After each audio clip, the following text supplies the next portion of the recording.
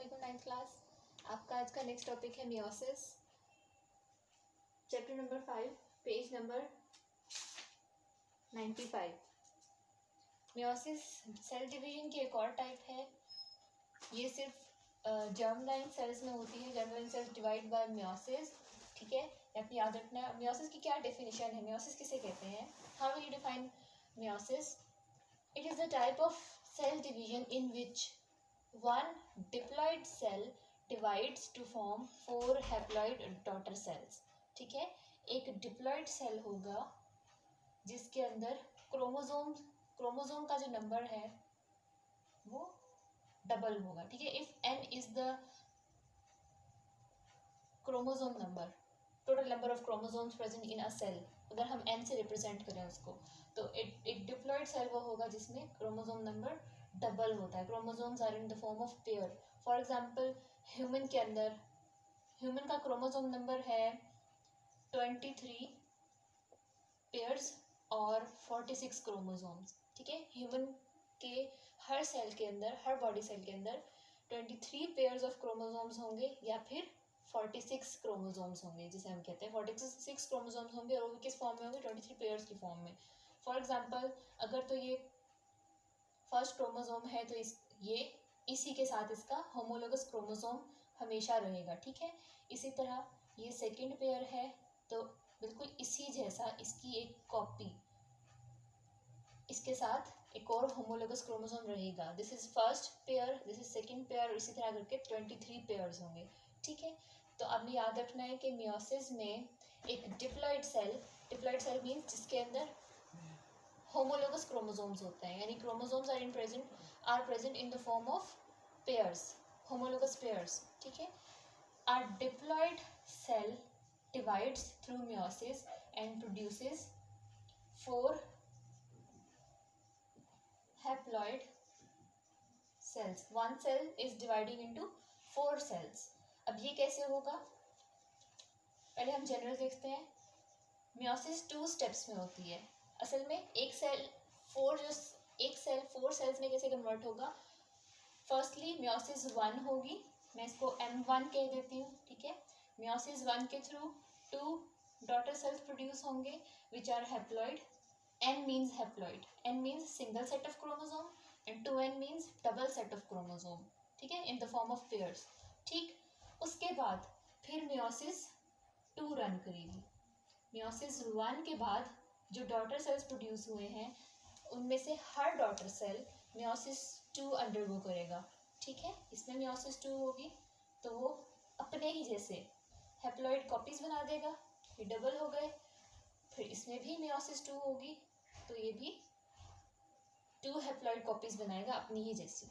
ठीक है, तो मियोसिस इस पूरे प्रोसेस का नाम है। ठीक है, जिसमें एक diploid parent cell undergoes 2 consecutive divisions, meiosis 1 and meiosis 2, to produce 4 haploid daughter cells। ठीक है, ये समझ में आ गया। अब हम मियोसिस को डिटेल में पढ़ते हैं। माइटोसिस की तरह मियोसिस में भी डिफरेंट फेजेस होती हैं। अभी मैंने आपको बताया कि मियोसिस की 2 टाइप्स हैं, मियोसिस 1 एंड मियोसिस 2। तो पहले हम मियोसिस 1 पढ़ते हैं। मियोसिस 1, ठीक है, पहले हम मियोसिस 1 पढ़ेंगे। बिल्कुल माइटोसिस की तरह, जैसे माइटोसिस से पहले सेल इंटरफेस से गुजर के आता था और वो प्रिपेयर करता था अपने आप को माइटोसिस के लिए, तो बिल्कुल ऐसे ही मियोसिस से पहले भी सेल अपना इंटरफेस कंप्लीट करके आएगा। ठीक है, उसके बाद वो मियोसिस में इंटर होगा, यानी डिवाइडिंग फेज में इंटर होगा। First phase of meiosis is prophase like the mitosis, लेकिन यहाँ पे ये माइटोसिस से डिफरेंट है, और क्योंकि ये मियोसिस 1 की प्रोफेज है तो इट इज कॉल्ड प्रोफेज 1। ठीक है, आपने इसको ऐसे लेबल करना है, प्रोफेज 1। ठीक है, अब इसके जो इवेंट्स हैं वो माइटोसिस से थोड़े से डिफरेंट हैं। ठीक, अब वो जो एक सेल जो इंटरफेस से मियोसिस में अब एंटर हो रहा है, उसके अंदर ये 2 सेंट्रियोल्स होंगे chromatin material thread like form में होगा और न्यूक्लियोलस होगा, ठीक है। अब ये मियोसिस में, मियोसिस की प्रोफेज 1 में, at the start of meiosis 1, in prophase 1 the chromatin material starts shrinking, यानी कि क्रोमोसोम्स अपीयर, ठीक है। वो क्रिस क्रॉस फॉर्म में आ जाएगा, इसको हम कहते हैं क्रोमोसोम, इस शेप को हम क्रोमोसोम कहते हैं ना, ठीक। नेक्स्ट और क्या होता है इसमें, न्यूक्लियोलस डिसअपीयर,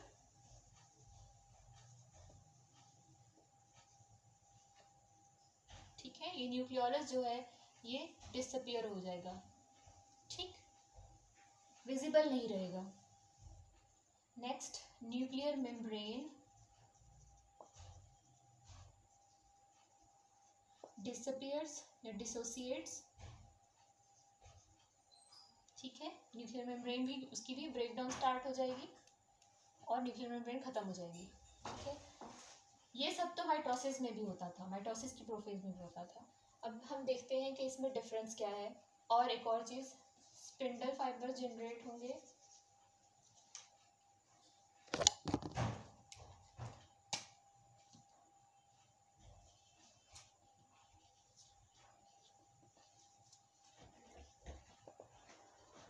ठीक है। अब जो स्टेप आएगा वो डिफरेंट है माइटोसिस से। मैं यहाँ पे पहले लिखती हूँ फिर आपको बताती हूँ ड्रॉ करके।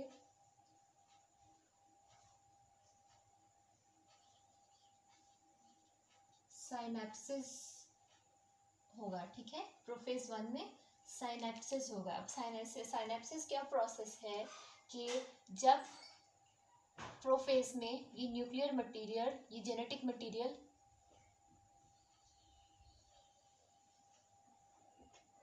क्रोमोसोम की शेप में आ जाएगा, ठीक है। तो अभी मैंने आपको बताया कि मियोसिस में डिप्लॉइड सेल्स होते हैं, डिप्लॉइड सेल्स यानी जिनके अंदर which have 2 sets of chromosomes, ठीक है, उसके अंदर 2 सेट्स होते हैं क्रोमोसोम्स के। तो यहाँ पे क्या होगा, वो जो होमोलोगस क्रोमोसोम्स है ना, वो जो सेट है, वो जो पेयर्स की फॉर्म में क्रोमोसोम्स हैं, तो वो पेयर्स एक साथ रहेंगे, वो पेयर्स एक दूसरे से सेपरेट नहीं होंगे इसमें, ठीक है। माइटोसिस में क्या होता था, सिंगल क्रोमोसोम होता था, कोई ऐसी पेयरिंग आपने नहीं देखी थी। यहाँ पे क्या होगा, जो भी 2 होमोलोगस क्रोमोसोम है which are similar to each other in length, shape, size and genes, ठीक है, एंड इंफॉर्मेशन, तो वो दोनों हमेशा पेयर की फॉर्म में रहेंगे, ठीक है। 2 ही होते हैं होमोलोगस क्रोमोसोम, एक क्रोमोसोम का बस एक ही डुप्लीकेट हो सकता है सेल के अंदर, ठीक है। तो इसी तरह सारे क्रोमोसोम्स पेयर्स की फॉर्म में आना शुरू हो जाएंगे और एक दूसरे के साथ ऐसे अलाइन हो जाएंगे, ठीक। तो अपीयरेंस ऑफ और pairing of homologous chromosome at the prophase 1 is called synapsis. This pairing is called synapsis, ठीक है। नेक्स्ट क्या होगा, साइनेप्सिस के बाद क्यास्मेटा फॉर्मेशन होगा,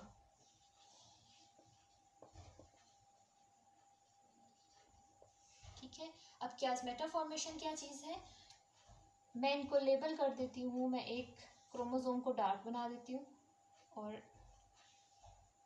एक को हॉलो रखती हूँ, एक को लाइट कलर रखती हूँ, ठीक है। अब आप सपोज करो कि ये 2 क्रोमोसोम्स हैं जिनमें साइनेप्सिस के थ्रू जो एक पेयर की फॉर्म में है। अब ये जो पेयर है, साइनेप्सिस जब होगा तो ये जो एक पेयर अपीयर होगा इस होमोलोगस क्रोमोसोम का, तो उस एक पेयर को हम कहेंगे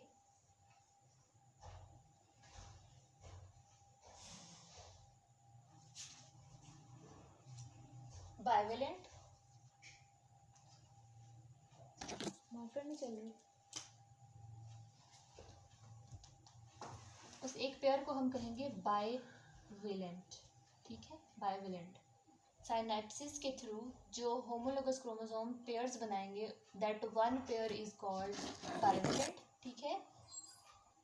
अब क्यास्मेटा फॉर्मेशन क्या है कि वो जो क्रोमोसोम्स, होमोलोगस क्रोमोसोम्स बाइवेलेंट की फॉर्म में हैं, उनके आर्म्स एक दूसरे के साथ अटैच हुए हुए हैं, मीन्स एक दूसरे के साथ को टच कर रहे हैं जस्ट, ठीक है। वो जो आर्म्स एक दूसरे को जस्ट टच कर रहे थे, इन कांटेक्ट थे एक दूसरे के, वो आर्म्स एक दूसरे के साथ अटैच हो जाएंगे बकायदा, ठीक है। ये जो टू आर्म्स हैं वो किसी भी पॉइंट पर, टिप पर या मिड पर, किसी भी पॉइंट पर जहाँ उनका एक दूसरे से कांटेक्ट है वहाँ पर वो टू आर्म्स एक दूसरे के साथ अटैच हो जाएंगे, ठीक है। मैं इसको यहाँ ड्रॉ करती हूँ। That attachment point is called chiasmata।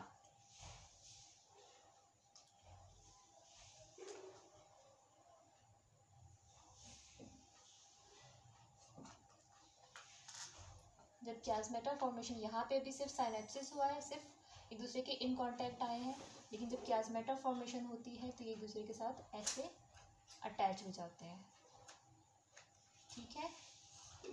Suppose ये वाला आर्म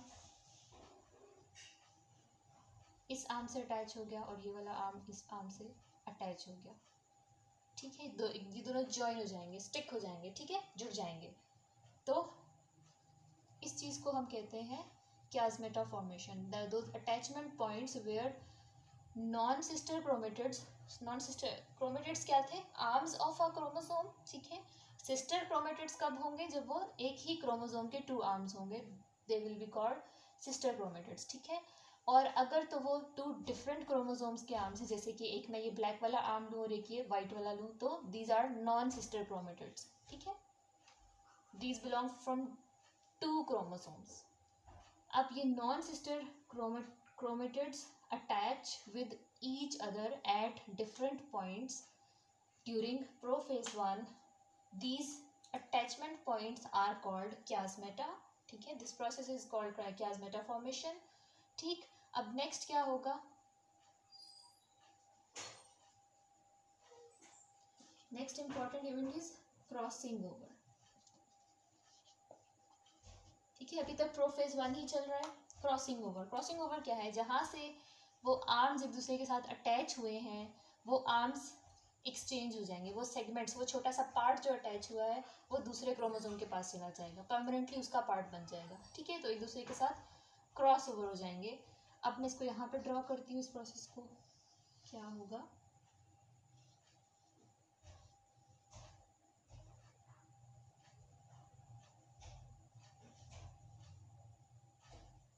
ठीक है, इस क्रोमोसोम के ऊपर दूसरे क्रोमोसोम का आर्म अटैच हो गया, ठीक है, हाफ पार्ट।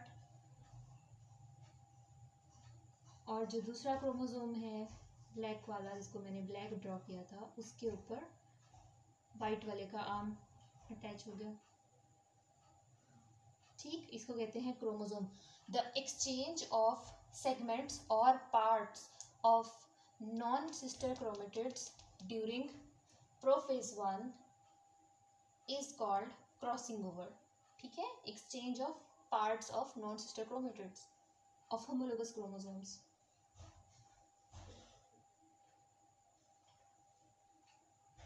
अब ये समझ में आ गया सबको?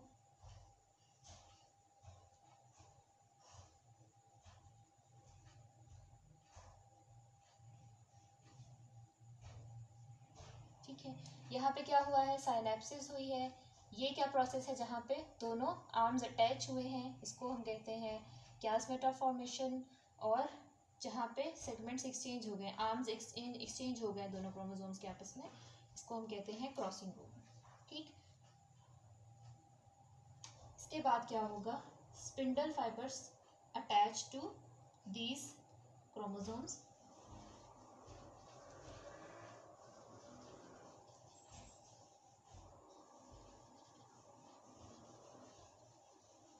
अब क्या होगा कि अगर मैं यहाँ पे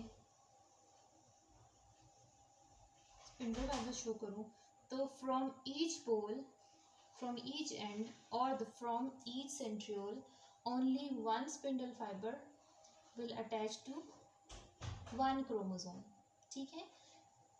आप माइटोसिस में क्या पढ़ रहे थे कि जो एक क्रोमोसोम है, उस क्रोमोसोम के ऊपर दोनों पोल्स में से एक एक फाइबर आके अटैच होगा, ताकि वो उसको ऑपोजिट एंड्स पे खींचकर सेपरेट कर सके, ठीक है। लेकिन यहाँ क्या होगा? Chromosomes are in pairs. तो एक साइड का क्रोमोसोम एक साइड के सेंट्रोसोम से अटैच हो जाएगा थ्रू स्पिंडल फाइबर, और सेकंड क्रोमोसोम जो होगा वो सेकंड एंड पर जाके अटैच होगा, ठीक है। ठीक, तो एक क्रोमोसोम को कितने स्पिंडल फाइबर्स ने होल्ड किया हुआ है? Just one.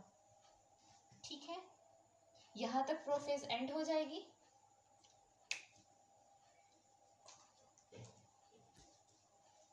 Next phase is metaphase, metaphase 1।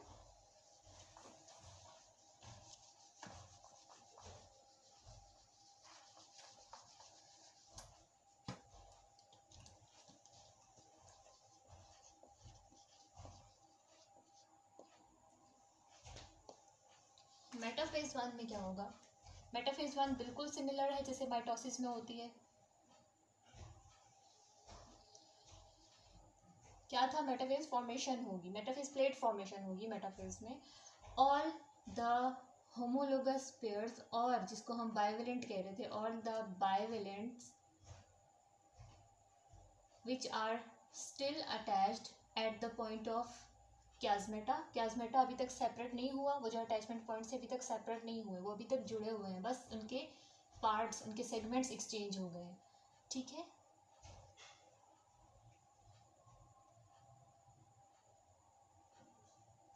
ठीक, तो क्या होगा?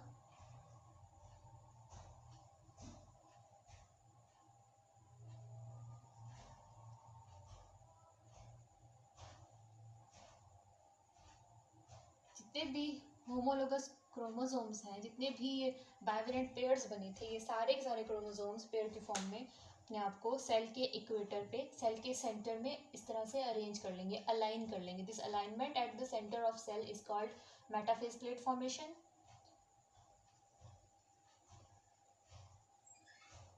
ठीक, स्पिंडल फाइबर्स अटैच होंगे, नॉन स्पिंडल फाइबर्स नहीं अटैच होंगे क्रोमोसोम्स के साथ। बिल्कुल वैसा ही होगा जैसे माइटोसिस में आपने पढ़ा था, मेटाफेज में। ठीक है, यहाँ पे मेटाफेज सिर्फ इतनी सी होती है, ये जो अलाइनमेंट होती है ना, जब ये कंप्लीट होती है तो मेटाफेज एंड हो जाती है। Next is anaphase, anaphase 1। ठीक है, एनाफेज में क्या होगा? These homologous pairs start separating from each other and move towards opposite poles। ठीक है, क्या होगा कि ये जो पेयर है, एक जो जुड़ा हुआ है, जो क्रोमोसोम के आर्म्स जो क्याज़मेटा के थ्रू यहाँ से अटैच हुए हुए हैं, स्पिंडल फाइबर्स शॉर्ट होना शुरू हो जाएंगे। ठीक है, स्पिंडल फाइबर जो है उनकी लेंथ डिक्रीज होना शुरू हो जाएगी और वो जिस पोल से आए थे उस पोल की तरफ इस क्रोमोसोम को पुल करना शुरू कर देंगे। ठीक है, तो अब क्या होगा? ये क्याज़मेटा ब्रेक हो जाएगा। ठीक, क्याज़मेटा यहाँ से ख़त्म हो जाएगा, जो क्रॉसिंग ओवर की वजह से जुड़ा हुआ था वो ख़त्म हो जाएगा, और इस क्रोमोसोम का पार्ट उस क्रोमोसोम के साथ चला जाएगा और इस क्रोमोसोम का पार्ट इस वाले क्रोमोसोम के साथ इस तरफ चला जाएगा। ठीक है, अब क्या हुआ है? जेनेटिक मटेरियल की मिक्सिंग हुई है। अब जो क्रोमोसोम्स दोनों सेल्स में दोनों एंड्स पर जा रहे हैं, वो chromosomes they are different from the chromosomes which were present in parent cell. ठीक है,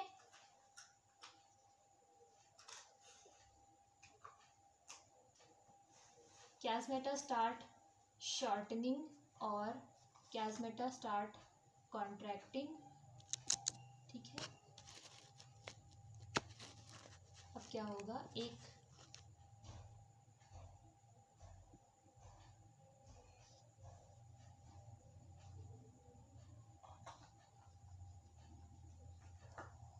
अब ये ऑपोजिट पोल्स की तरफ मूव कर रहे हैं। जब ये ऑपोजिट एंड्स तक पहुंच जाएंगे तब एनाफेज कंप्लीट हो जाएगी और फिर क्या स्टार्ट होगा? टेलोफेज। टेलोफेज 1। टेलोफेज में क्या होता है? Telophase 1 is exactly the reversal of prophase. इसमें वो सारे इवेंट्स होंगे वापस जो कि सेल ने प्रोफेज में इंटर होते हुए किए थे, रिवर्स होगा उसका। अब क्या होगा? यहाँ पे एनाफेज कंप्लीट हो गई है इस पॉइंट पर। ठीक, ये स्पिंडल्स हैं। ठीक है, तो in telophase spindle fibre start disappearing, spindle fibre disappear होना शुरू हो जाएंगे। ठीक है, क्योंकि वो प्रोफेज में वो अपीयर हुए थे, अब वो डिसअपियर होना शुरू हो जाएंगे और क्रोमेटिन मटेरियल स्टार्ट्स डीकंडेंसिंग, ठीक है, थ्रेड लाइक हो जाएगा, लूज होना शुरू हो जाएगा, वापस क्रोमोसोम वापस लूज फॉर्म में चला जाएगा, थ्रेड लाइक फॉर्म में चला जाएगा, ठीक है।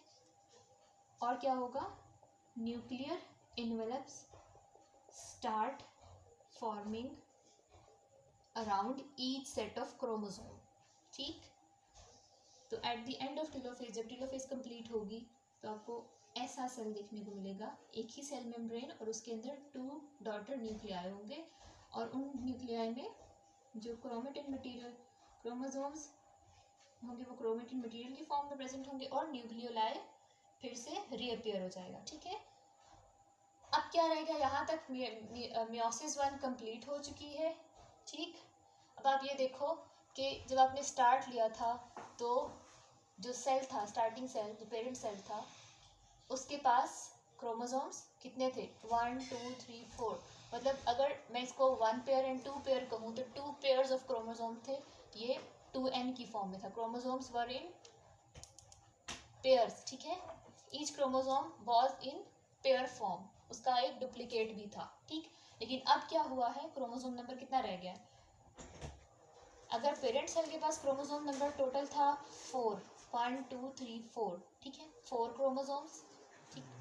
तो अब डॉटर न्यूक्लियाई में क्या आया है, 1 and 2, 1 and 2, ठीक है, 2 in each, ठीक। तो क्रोमोसोम नंबर हाफ हो गया, डिप्लॉइड सेल से वो हैप्लॉइड सेल में कन्वर्ट होने जा रहा है, ठीक है। अब क्या होगा, अगर तो ये एनिमल सेल है तो एनिमल सेल वाली साइटोकाइनेसिस होगी, जैसे ये माइटोसिस के बाद होती थी, माइटोसिस में होती थी, ठीक। यहाँ पे सेल मेम्ब्रेन पिंच होना शुरू होगी और क्लीवेज फॉलो जनरेट होगा और 2 daughter nuclei, 2 daughter cells generate हो जाएंगे, ठीक है। अगर तो ये प्लांट सेल है तो क्या होगा, फ्रेगमोप्लास्ट जनरेट होगा, ठीक। फ्रेगमोप्लास्ट जनरेट होने की वजह से फिर वही 2 डॉटर सेल्स में सेपरेट हो जाएगा, ठीक है। मियोसिस 1 यहाँ तक कंप्लीट हो गई है, लेकिन अभी तक मियोसिस प्रोसेस कंप्लीट नहीं हुआ, क्योंकि मियोसिस की 2 फेजेस हैं, मियोसिस 1 एंड मियोसिस 2। अब ये जो दोनों सेल्स जनरेट हुए हैं, haploid cells, they undergo meiosis 2, but after some rest, कुछ रेस्ट के बाद कुछ टाइम अपना लाइफ स्पैन गुजारेंगे, जिसके लिए मियोसिस के लिए प्रिपेयर होंगे, जैसे कि इंटरफेस होता था।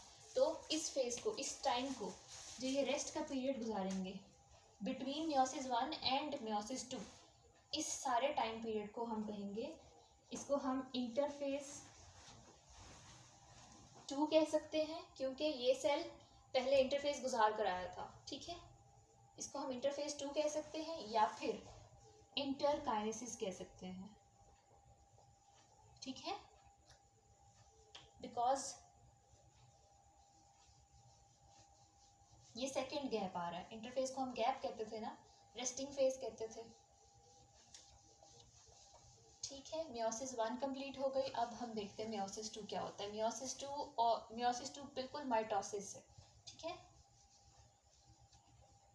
हूबहू माइटोसिस है, उसमें सारे स्टेप्स माइटोसिस वाले होंगे। अब मैं यहाँ पे ड्रॉ करती हूँ, ये वो सेल है जो अभी अभी मियोसिस 1 से ये दोनों सेल्स क्रिएट हुए हैं, और दोनों सेल्स मियोसिस 2 करेंगे, ठीक है। Meiosis 2 is just like mitosis. Difference क्या है, यहाँ पे क्रोमोसोम्स, सिर्फ एक डिफरेंस है कि इन इंटरफेस 2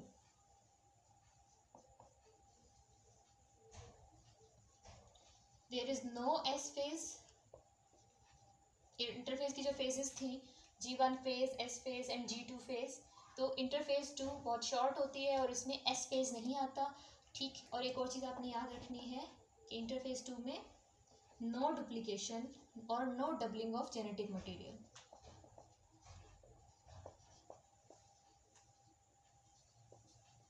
जेनेटिक मटेरियल जितना इस सेल के पास है वो डबल नहीं होगा, उसकी डबल कॉपी नहीं बनेगी, ठीक है।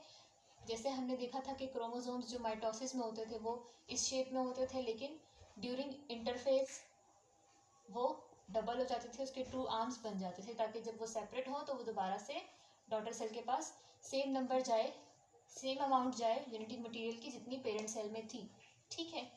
लेकिन मियोसिस में ये नहीं होता, क्योंकि मियोसिस में इंटरफेस 2 में एस फेज नहीं आती, just G1 and G2 phase आती हैं, और जेनेटिक मटेरियल डबल नहीं होता, जैसे क्रोमोसोम्स इसके हैं वही मजीद डिवाइड होके 2 सेल्स में जाएंगे, यानी इसका भी हाफ होके 2 सेल्स में जाएंगे, उसको डबल करके हाफ नहीं करेंगे, ठीक है। ठीक, और ये भी अपने पास नोट कर ले, इंटरफेज 2 में क्या होता है, there is no S phase and no duplication of genetic material.